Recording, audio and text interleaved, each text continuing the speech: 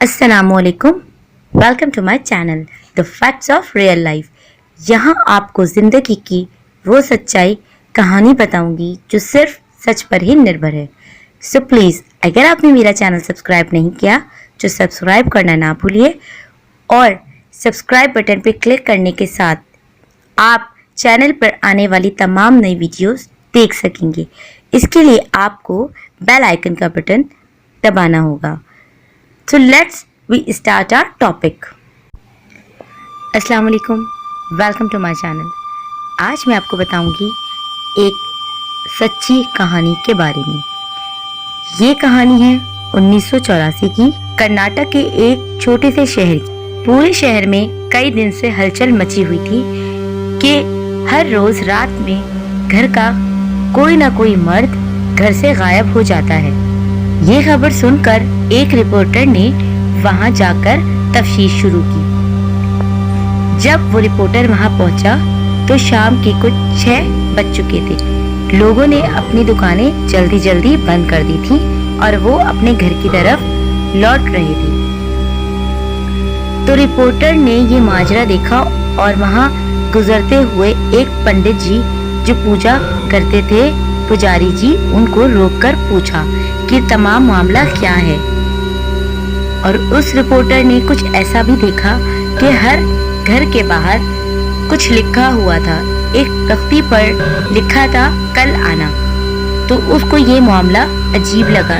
उसने ये तमाम तर चीजें पुजारी जी से पूछना चाही कि ये क्या माजरा है। पुजारी ने बताया कि वहाँ एक लाल साड़ी में चुड़ैल घूम रही होती है। वो हर रोज रात को घर घर जाकर दरवाजा बजाती है और घर में मौजूद मर्द का नाम पुकारती है।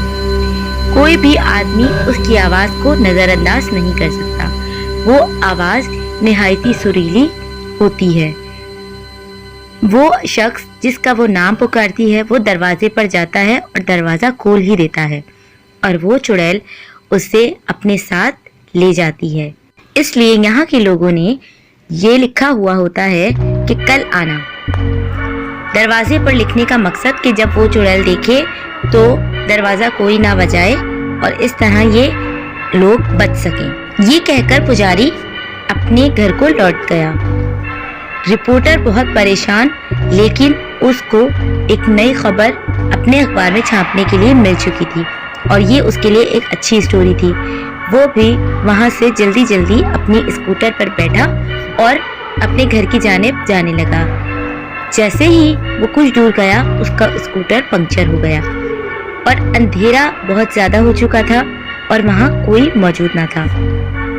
वो रिपोर्टर थोड़ा घबराया और उसने महसूस किया कि वहां उसके अलावा भी कोई और मौजूद है।